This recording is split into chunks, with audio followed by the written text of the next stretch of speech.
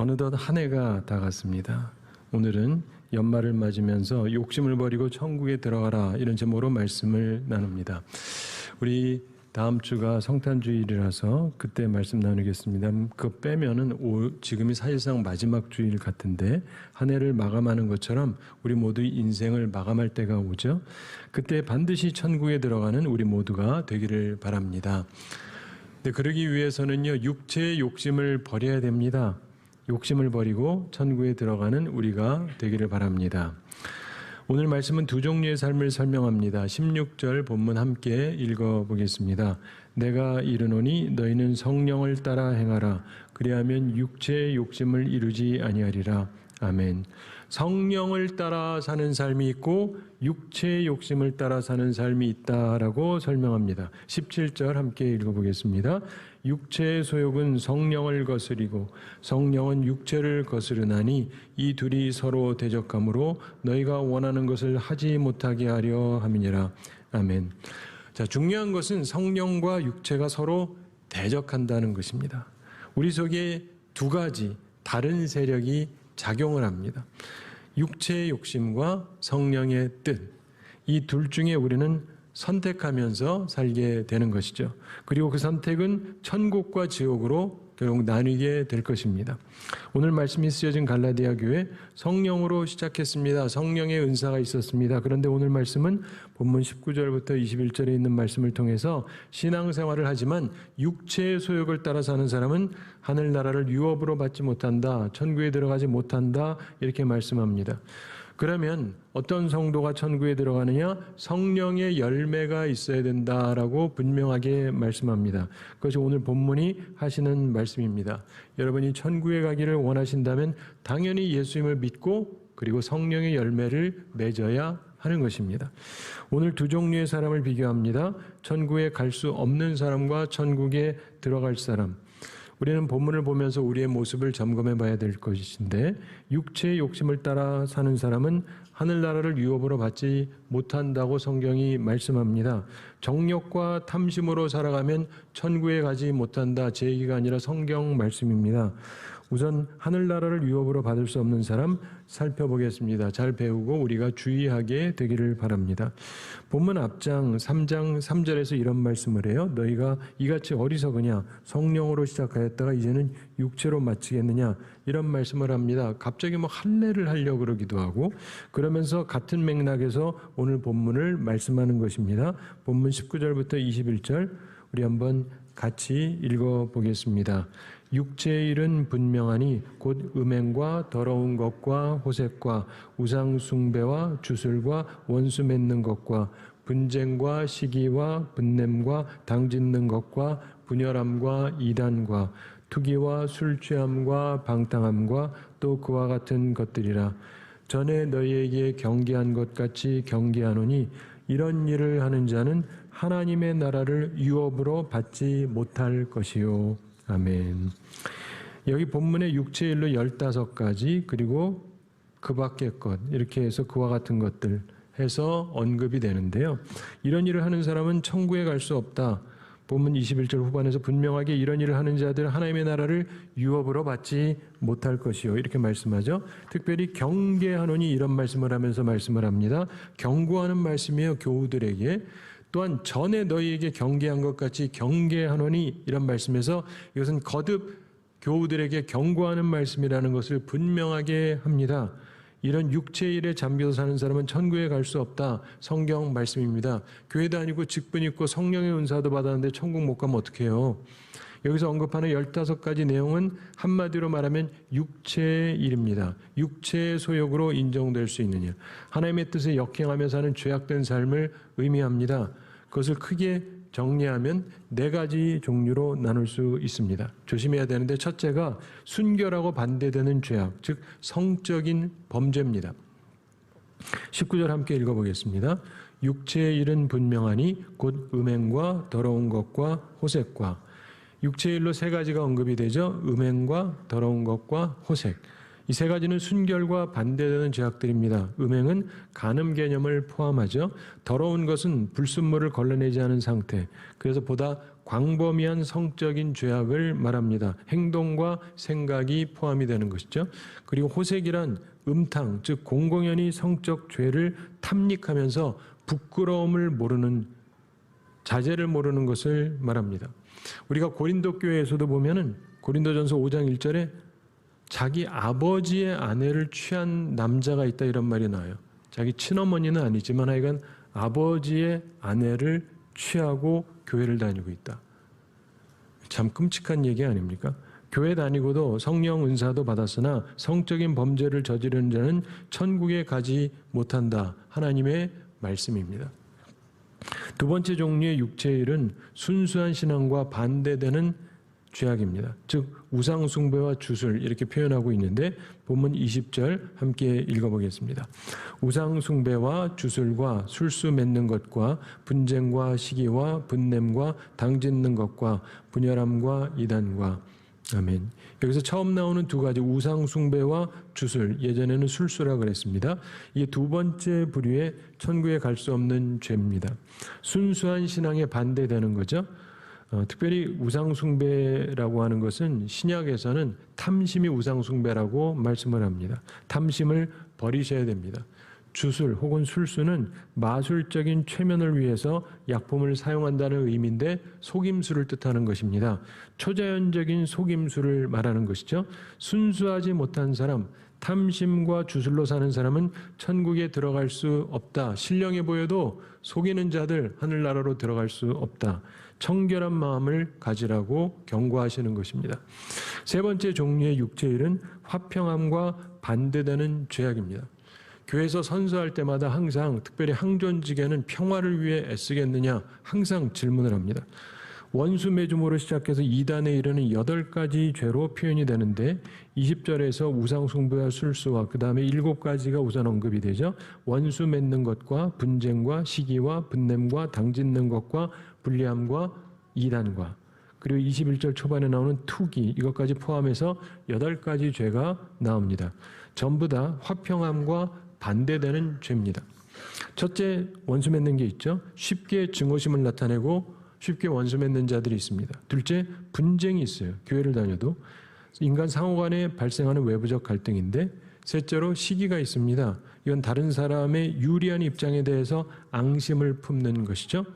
넷째 분냄이 있습니다. 기질이 폭발적이에요. 격렬한 분노가 폭발하는 것을 말합니다. 절제되지 않는 기질.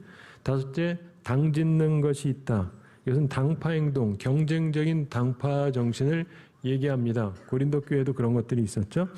천국에 합당하지 않습니다. 여섯째 불리함입니다. 이건 따로 서는 거예요. 협력하지 않는 것을 말합니다. 일곱째 이단이 있습니다. 이건 완전히 굳어버린 분열을 뜻합니다. 본래 이단이라는 말은 선택한다라는 의미를 가져요. 이단들은 교회 지도자 교훈에 반기를 든 사람들이에요. 자기들이 생각하고 고안한 자기들 견해를 선택한 자들인데 그 선택으로 굳어진 사람들이에요. 완전히 갈라섭니다. 역시 화평함과 반대되는 모습이죠. 그리고 8번째 21절 처음에 나오는 투기가 있습니다. 다른 사람이 소유하고 있는 사실을 질투하는 자세를 말하죠. 단순히 물질을 탐내는 것을 넘어서 다른 사람의 행운을 빼앗고 싶어하는 자세를 말합니다. 역시 화평과 반대되는 성품입니다. 이렇게 화평과 반대되는 삶을 사는 사람들은 천국에 들어갈 수 없다. 이게 하나님의 말씀이에요. 천국에 들어갈 수 없는 넷째 종류의 죄악이 있습니다. 거룩한 삶과 반대되는 죄악입니다. 술 취함과 방탕함 이렇게 말씀합니다. 본문 21절 함께 읽어보겠습니다. 투기와 술 취함과 방탕함과 또 그와 같은 것들이라 전에 너희에게 경계한 것 같이 경계하노니 이런 일을 하는 자들은 하나님의 나라를 유업으로 받지 못할 것이요. 아멘. 여기서 술 취함과 방탕함과 또 그와 같은 것들이라 이렇게 말씀하죠. 술 취함과 방탕함과 또 그와 같은 것들. 그 당시 갈라디아 사람들이 쉽게 빠졌던 죄악입니다. 우리나라 사람도 쉽게 빠지는 죄악이죠. 우선 술 취함을 말합니다. 술 취하는 자는 하나님 나라를 유업으로 받지 못한다고 성경이 언급했습니다. 혹시 술 좋아하시는 분 계신다면 끊으시기 바랍니다. 고대 세계에서 술 취한다는 건 결코 나쁜 것이 아니었습니다. 헬라인들은 우유보다 포도주를 더 많이 마셨다 그러고 아이들도 포도주 마셨습니다. 그러나 기독교는 그것을 금하죠. 이것은 초대교회부터 분명한 입장이었습니다. 또한 방탕함을 말합니다. 이 말은 본래 우승자를 축하하는 친구들의 모습을 의미해요. 월드컵에서 우승했다 그러면 얼마나 좋아하겠습니까? 전혀 통제받지 않고 자제력을 잃은 환락을 의미합니다. 그리고 여기서 끝이 아니고 또 그와 같은 것들이라 이런 말씀을 하죠. 이와 유사한 모든 것, 거룩한 삶과 반대되는 것을 멀리하라고 경계하십니다. 21절 중반에서 전에 너희에게 경계한 것 같이 경계하노니 이렇게 말씀합니다. 이것은 거듭 경계되어지는 것입니다. 무엇을 경고해요? 21절 후반을 보시면 이런 일을 하는 자들은 현재 시제로 쓰여져 있습니다. 즉 현재와 미래 행위에 대한 경고의 말씀인데 하나님 나라를 유업으로 받지 못할 것이요. 교인들한테 쓴 말이에요. 이렇게 분명하게 경고합니다. 육체의 소욕에 매여 산다는 것은 천국에 들어가지 못할 거라는 증거라는 거예요.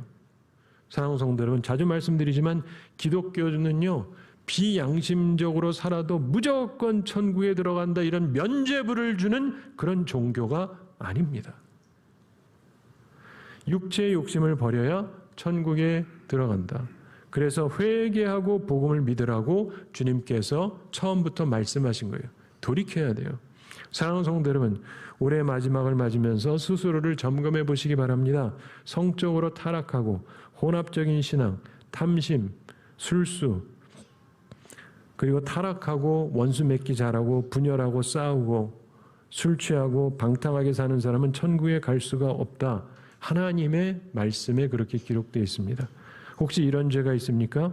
그렇다면 지금 이 시간 이제라도 회개하시고 하나님 앞에서 정결한 마음으로 사시기를 바랍니다. 그리스도인은 죄를 회개하고 새로운 피조물로 살아가는 그런 존재입니다. 우리가 여전히 부족함이 있죠. 그러니까 회개도 해야 되는 것이고, 그렇지만 분명 천국 백성은 좋은 열매를 맺고 살게 됩니다. 바로 그것이 오늘 본문 22절부터 24절에 있는 말씀입니다. 하늘나라를 유업으로 얻을 사람이 있습니다. 그런 사람은 좋은 열매를 맺고 사는 것입니다. 성령의 열매, 선한 열매를 맺으며 살아가는 것입니다. 본문 22절과 23절 우리 함께 읽어보겠습니다. 오직 성령의 열매는 사랑과 희락과 화평과 오래 참음과 자비와 양선과 충성과 온유와 절제니 이 같은 것을 금지할 법이 없느니라. 아멘. 그러면서 24절도 한번 같이 읽어보겠습니다. 그리스도 예수의 사람들은 육체와 함께 그 정욕과 탐심을 십자가에 못 박았느니라. 아멘. 성령의 은사가 있어야 천국 가는 게 아닙니다. 오히려 은사는 있으나 천국 가지 못할 사람이 많다고 예수님께서 말씀하셨습니다. 산상수훈에서 말씀했죠. 마태복음 7장 22절 23절에서 예수님께서 분명하게 이렇게 말씀하십니다. 그날에 많은 사람이 나더러 이르되 주여 주여 우리가 주의 이름으로 선지자 노릇하며 주의 이름으로 귀신을 쫓아내며 주의 이름으로 많은 권능을 행하지 아니하였나이까 하리니 그때 내가 그들에게 밝히 말하되 내가 너희를 도무지 알지 못하니 불법을 행하는 자들은 내게서 떠나가라 하리라. 예수님의 말씀이에요. 천국은 성령의 은사와 권능이 있어야 가는 곳이 아니고 성령의 열매가 있어야 가는 곳이에요. 주님께 붙어있는 온전한 가지, 말씀을 따르는 사람들, 순종하는 제자들이 가는 곳입니다. 이제 천국에 갈 사람에 대해서 생각해 보겠습니다. 성령의 열매를 맺는 사람들이에요. 오늘 본문의 말씀은 성령의 9가지 열매를 말씀하죠. 근데 가장 아주 중요한 것은 여기서 성령의 열매들이라고 하지 않습니다. 열매가 복수로 표현되지 않고 하나, 그냥 단수로 표현이 됩니다. 영어에도 그래요. 자, 참된 하나님의 백성은 여기 언급된 이 모든 것이 포함된 하나의 완전한 열매를 맺는다는 뜻이에요. 어느 하나 결핍이 없습니다. 천국에 갈 사람들은 이런 특성들이 삶에서 점점 드러나게 됩니다. 이것을 우리가 신학적으로 성화된다, 거룩해진다, 예수님을 닮아간다 이렇게 표현합니다. 여기에 언급된 것들을 크게 세 종류로 나누어서 생각해 볼 수 있습니다. 천국 백성의 특징인데 우리가 다 소유해야 되는 것이죠. 첫째로 영적인 성품이 있습니다. 사랑과 희락, 화평. 이 열매가 영적인 성품입니다. 본문 22절 초반에서 오직 성령의 열매는 사랑과 희락과 화평과 이렇게 말씀하죠. 이 첫 세 가지는 영적인 성품입니다. 천국에 갈 사람은 사랑이 생겨요. 헬라어 원어로 아가페인데 하나님 사랑을 의미합니다. 하나님의 사람이기 때문에 사랑이 생겨나기 시작을 합니다. 그리고 사랑이 있는 곳에는 항상 기쁨이 생겨요. 그래서 기쁨, 희락이 생깁니다. 희락은 헬라어 원어로 카라인데 기쁜 마음을 말합니다. 신앙에 기초한 기쁨이죠. 세상적 쾌락이 아니라 온전한 사랑으로 인해서 생기는 영광스러운 즐거움을 말합니다. 사랑과 희락, 기쁜 마음이 있는 곳에는 자연스럽게 화평이 오게 되어 있어요. 사랑으로 인한 영광스러운 그러한 결과입니다. 화평은 헬라어 원어로 에이레네라고 하는 말인데 화목, 공정한 통치하에 누리는 평온함을 일컫는 말입니다. 최고 최선의 상태를 나타내는 말이죠. 예수님께서 화평케 하는 자는 복이 있나니 이렇게 말씀하죠. 육체의 일, 분쟁과 대조적입니다. 교회를 다녀도 자꾸 분쟁을 일으키는 사람이 있고 우리는 화평케 하는 사람들이 되어야 하는 것이죠. 우리 천국 백성은 사랑과 희락과 화평의 열매를 맺습니다. 이런 열매를 맺어서 천국에 들어가는 우리 모두가 되기를 바랍니다. 둘째로 사회적인 성품을 맺습니다. 오래 참음, 자비, 양선. 이게 사회적인 성품이거든요. 사랑과 희락과 화평을 말하고 나서 본문 22절 중후반에서 오래 참음과 자비와 양선과 이렇게 말씀을 합니다. 이것은 사회적인 성품의 열매입니다. 오래 참음, 헬라말로 마크로스미아라고 하는 말인데 사람에 대해서 인내하는 것, 노하기를 더디하는 것을 말합니다. 인간관계에서 인내하는 인격을 말하죠. 저도 예수님 때문에 참 많이 참습니다. 여러분도 그렇죠? 하나님의 백성들은 참을 줄 알게 됩니다. 자비는 헬라어로 크레스토테스라고 하는 말인데 온화하고 관대한 것을 말합니다. 친절한 선을 의미하죠. 참된 하나님의 백성은 온화하고 관대한 자비의 마음을 갖습니다. 그리고 양선의 열매를 맺습니다.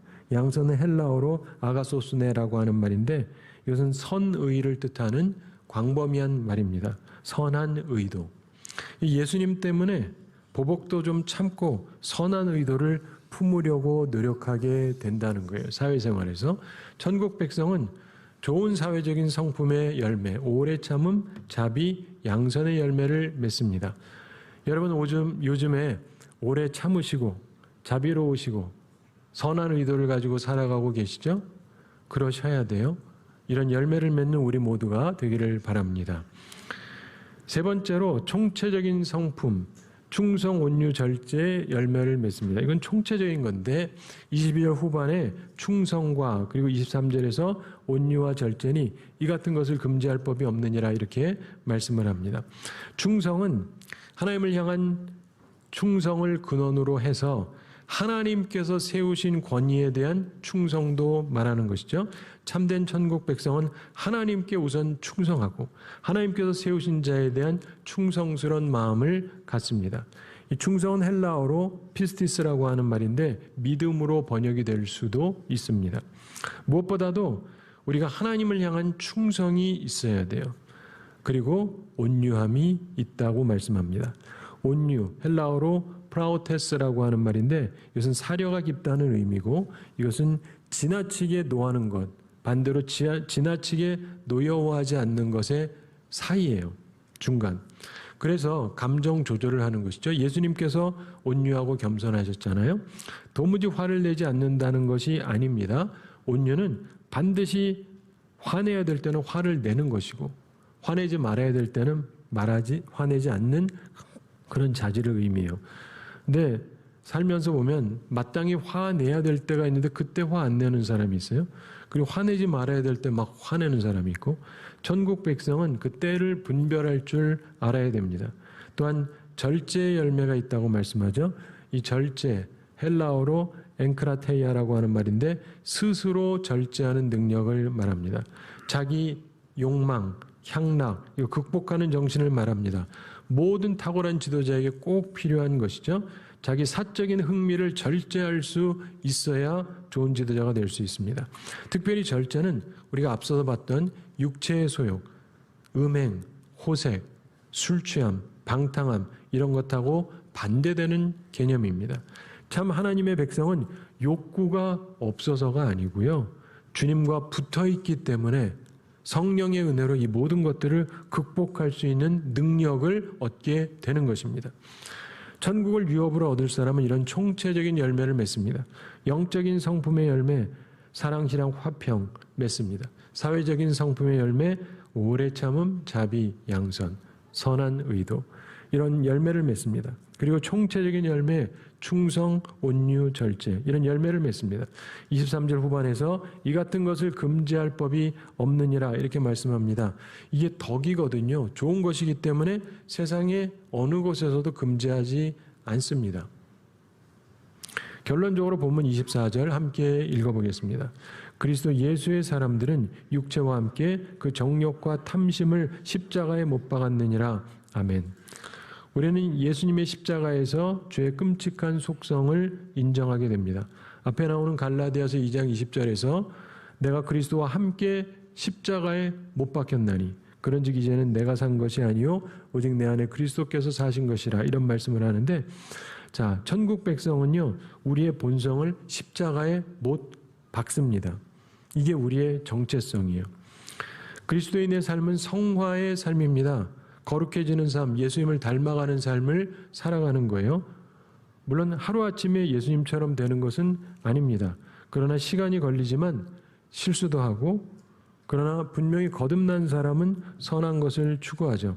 본문 24절 후반에서 육체와 함께 그 정욕과 탐심을 십자가에 못 박았느니라 이렇게 말씀합니다. 참고로 여러분 묵상을 위해서 제가 한 가지 질문을 하겠는데, 십자가에 못 박히면 금방 죽어요? 아니요, 오래 가요. 십자가는 특징이 빨리 죽지 말라는 거예요. 오랫동안 괴롭다가 죽으라는 게 십자가의 처형 방식이에요. 살아있는 상태가 계속이 됩니다. 상당히 계속돼요. 여러분 예수 믿고 십자가에 내가 못 박혔다, 딱 죽고 끝나면 좋겠는데 죽지가 않아요. 우리 속에 갈등이 계속이 돼요. 완전히 죽지 않았기 때문에 못 박혀서 죽어가고는 있죠. 그러나 아직 죽기까지 갈등이 계속이 됩니다. 고통이 있어요. 정욕을 못 박았다 그랬는데 정욕이 뭡니까? 영혼의 무질서한 상태, 잘못된 목표를 향해서 움직이는 그러한 모습. 이게 우리에게 있기 때문에 이거를 못 박아야 된다. 그리고 탐심, 욕심, 과도한 욕망을 말하잖아요. 정욕과 탐심, 즉 우리 육체가 가지고 있는 도덕적인 비참함을 표현하는 건데, 이거를 십자가에 못 박았다. 그런데 금방 안 죽어요. 예수 믿고 결단을 해도 이젠 내가 온전히 살아야지 작정을 해도 쉽게 안 죽어요. 다 느끼지 않으세요? 갈등이 있다니까요. 달려서 괴로워하는 갈등. 그러나 일단 십자가에 못 박히면 결국은 죽습니다. 우리 약한 성품은 점점 줄어들게 돼요. 그리고 영적인 선한 열매를 맺게 되는 것입니다. 사랑하는 성도 여러분, 그리스도와 함께 십자가에 못 박혀야 돼요. 그래야 살게 됩니다. 주님과 함께 죽어야 주님과 함께 다시 사는 것입니다. 육체의 소욕을 죽이세요. 쉽지 않아요. 갈등이 있을 거예요. 그러나 계속 죽이셔야 돼요. 그리고 완전히 죽여야 돼요. 그리고 성령의 열매, 선한 열매를 맺으시기 바랍니다. 그래서 반드시 하늘나라를 유업으로 받는 우리 모두가 되기를 바랍니다. 오래전에 영국의 훌륭한 목회자였던 마이어 목사님한테 한 여성이 찾아왔습니다. 좀 슬픈 사연이 있는 여성이었는데, 사랑하는 딸이 하나 있었는데 다리를 못 쓰는 장애인이었습니다. 그래도 딸이 아침마다 직장 가는 어머니를 위해서 차를 준비해 주기도 하고, 종일 혼자 집에 있다가 어머니가 돌아오면 행복해하고 그랬습니다. 근데 하루는 직장에서 돌아왔는데 딸이 죽어 있는 거예요. 어린 딸하고 단둘이 살던 이 여인에게 사랑하는 딸의 죽음, 견딜 수가 없는 충격과 슬픔이었습니다. 집에 들어가려고 하면 외로움과 함께 두려움도 생긴다고, 그러면서 목사님에게 찾아와서 이야기하는 거예요. 상담을 받으려고. 이 마이어 목사님께서 이런 권면을 해주셨습니다. 여러분도 참고하시기 바랍니다. 오늘 집에 도착하시면 문 열기 전에 열쇠를 꽂아두고 이렇게 말하세요. 예수님, 주님이 거기 계신 건 내가 압니다. 그리고 나서 이제 문을 열고 거기 계신 주님께 인사하세요. 그러면서 들어가세요. 그리고 집 안에 들어가서 불을 켜면서 거기 계신 주님께 말씀드리세요. 그날 직장에서 있었던 일들 말씀드리세요. 당신에게 친절하게 해줬던 사람들 또는 화나게 했던 사람들 뭐 다 이야기해 드리세요. 그리고 밤이 돼서 침대에 들어가면 누워서 자기 전에 손을 들고 말하세요.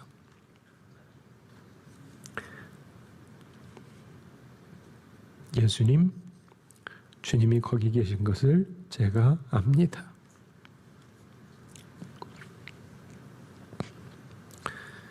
이 여인이 목사님 말대로 했답니다. 그렇게 몇 달 지나고 나서 보니까 이 여인의 얼굴에 밝은 생기가 돌았습니다. 이 여인의 삶이 새롭게 변화된 것이죠. 왜 그런가요? 사랑하는 성도 여러분, 믿는 대로 되는 겁니다. 여러분은 어떤 믿음을 가지고 올해를 사셨습니까? 그리고 어떤 믿음으로 내년을 사실 건가요? 사랑하는 성도 여러분, 눈을 떠서 주님을 바라보시기 바랍니다. 그분의 사랑을 느끼세요. 그리고 기쁨을 느끼세요. 마음에 주님을 영접하고 그러면 육체의 소욕을 조금씩 버리게 됩니다. 주님을 바라보세요. 그럼 자연히 성령의 열매, 선한 열매를 맺게 됩니다. 바라기는 주님을 마음에 모시고 성령의 열매를 맺어서 하늘나라를 유업으로 받는 우리 모두가 되기를 우리 주님의 이름으로 축원합니다.